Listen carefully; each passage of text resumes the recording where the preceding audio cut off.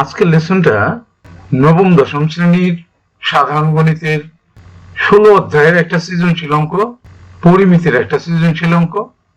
এটা 2023-24-25 সালের এসএসসি পরীক্ষার্থীদের জন্য খুবই গুরুত্বপূর্ণ এবং নবম দশম শ্রেণীর শিক্ষার্থীরা শিখে রাখতে পারো। প্রশ্নটা আগে দেখো, নিশ্চয়ই তোমরা মনোযোগের সাথে বসেছ। মনোযোগ না দিতে পারলে এই মুহূর্তে বসো না, যখন মনোযোগ দিতে পারবো তখন বসবা, কারণ আমরা জানি যে গভীর মনোযোগ ছাড়া কিন্তু আমরা কোনো কিছু শিখতে পারি না। তাহলে দেখো প্রশ্নটা, একটি আয়তকার ঘনবস্তুর দৈর্ঘ্য প্রস্থ ও উচ্চতার অনুপাত 21:16:12 এবং কর্ণের দৈর্ঘ্য 87 সেন্টিমিটার। ক নম্বরে বললো কি, তথ্যের ভিত্তিতে আনুপাতিক চিত্র অঙ্কন করো।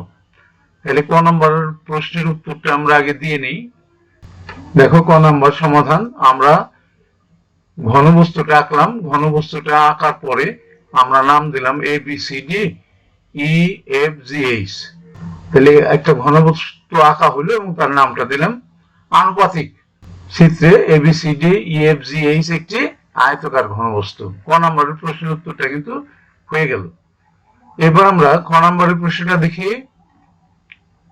দেখো খ নম্বরে কি বললো, ঘনবস্তুটির আয়তন এবং সমগ্র তলের ক্ষেত্রফল নির্ণয় করো। দুইটা জিনিস নির্ণয় করতে বলছে, ঘনবস্তুটির আয়তন এবং সমগ্র তলের ক্ষেত্রফল।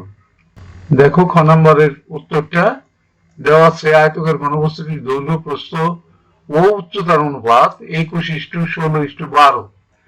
তাহলে আমরা মনে করি ঘনবস্তুটির দৈর্ঘ্য A=21 সাথে এই অনুপাত থেকে দৈর্ঘ্য 21 সাথে একটা x বসালাম, এত সেন্টিমিটার। প্রস্থ B=16x সেন্টিমিটার এবং উচ্চতা C=12x সেন্টিমিটার। আমরা জানি আয়তকার ঘনবস্তুর কর্ণের দৈর্ঘ্যের সূত্র হলো √a²+b²+c²। তাহলে এর মান, বির মান, সির মানটা বসালাম এবং সাথে সাথে স্কোয়ার দিলাম। এরপর দেখো 21 গুণ করলে হয় 441x², এখানে 16 গুণ করলে হয় 256x², 12 144x², সবটি যোগ করলে হয় 841x², তাকে রুট করলে হয় 29x। তাহলে আমরা একটা কর্ণ কিন্তু পাইলাম 29x। আর প্রশ্নের মধ্যে কিন্তু কর্ণ দেওয়া ছিল 87। তাহলে 29x=87, x=87/29। এটা কাটলে হবে আমাদের 3। তাহলে এটা কত হলো 3, x এর মান পেলাম আমরা 3। তাহলে এখন দৈর্ঘ্য প্রস্থ উচ্চতাটা বের করে ফেলি আমরা। ঘনবস্তুটির দৈর্ঘ্য A=21, x এর মান 3 বসালাম, 3×21=63 সেন্টিমিটার। প্রস্থ B=16x, x এর জায়গায় 3 বসালাম, 3×48 সেন্টিমিটার। উচ্চতা C=12x, x এর জায়গায় 3 বসালাম, 3×36 সেন্টিমিটার। তাহলে ঘনবস্তুটির আয়তনের সূত্র আমরা জানি, দৈর্ঘ্য পূরণ প্রস্থ পূরণ উচ্চতা, ABC ঘন একক। তাহলে A ছিল 63, B 48, C 36, এটারে গুণ করে ঘন সেন্টিমিটার গুণ করলে হয় 10,08,864 ঘন সেন্টিমিটার। আয়তনটা কিন্তু আমাদের বের হয়ে গেল। এবার আমরা ঘনবস্তুটির সমগ্র তলের ক্ষেত্রফল নির্ণয় করব। দেখো আয়তকার ঘনবস্তুটির সমগ্র তলের ক্ষেত্রফল সূত্রটা হলো 2ab+bc+ca, অর্থাৎ 6টা তল আছে ঘনবস্তুটার। দৈর্ঘ্য প্রস্থ দিয়ে 2টা তল, প্রস্থ উচ্চতা দিয়ে 2টা তল, আর উচ্চতা দৈর্ঘ্য দিয়ে 2টা তল। এত বর্গ একক। যেহেতু ক্ষেত্রফল সবসময় বর্গ হয় আর আয়তন সবসময় ঘন হয়। এবার আমরা এবিসির মানটা বসাই দিছি। দেখো এর মান 63, বির মান 48, এখানে বির মান 48, এর মান সির মান 36, এখানে সির মান 36, এর মান 63। গুণ করলে হয় 3024, তারপরে 1728, তারপরে 2268, সবটি যোগ করলে হয় 7020, তাকে 2 দিয়ে গুণ করলে হয় 14040। এটা কিন্তু আমাদের সমগ্র পৃষ্ঠের বা সমগ্র তলের ক্ষেত্রফলটা বেরিয়ে গেল। তাহলে আমাদের হয়ে গেল খ নাম্বারটা। দেখো নির্ণয় আয়তন 10,08,864 ঘন সেন্টিমিটার এবং সমগ্র তলের ক্ষেত্রফল 14,040 বর্গ সেন্টিমিটার। এবার আমরা গ নম্বর প্রশ্নটা দেখে আসি।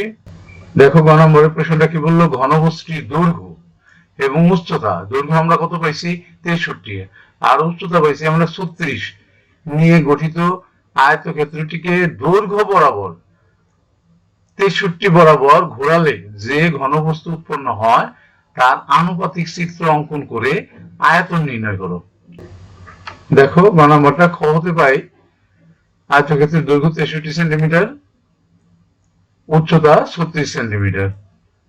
এই যে চিত্রটা আমরা আঁকছি দৈর্ঘ্য বরাবর ঘোরালে চিত্রটা আইকে দেখাইছি আমরা। দেখো আয়তক্ষেত্রটিকে দৈর্ঘ্য বরাবর ঘোরালে একটি সমবৃত্ত ভূমিক সিলিন্ডার উৎপন্ন হবে যার উচ্চতা হবে h = 63 সেন্টিমিটার এবং ব্যাসার্ধ r = 36 সেন্টিমিটার। দৈর্ঘ্য বরাবর ঘোরালে কিন্তু এই সিলিন্ডারটা উৎপন্ন হবে। তাহলে এর আয়তন, সিলিন্ডারের আয়তন পাই আর স্কয়ার h আমরা সূত্র থেকে জানি।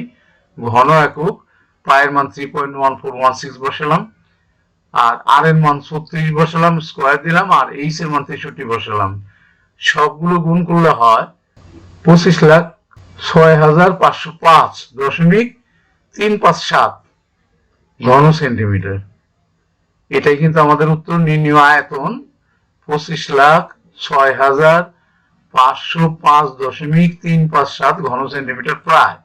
তাহলে তোমরা দেখলে যে আমাদের ক খ গ তিনটে অঙ্কই হয়ে গেল, অর্থাৎ পুরো সৃজনশীল অঙ্কটা হয়ে গেল। অঙ্কটা কিন্তু বেশ ইম্পর্টেন্ট।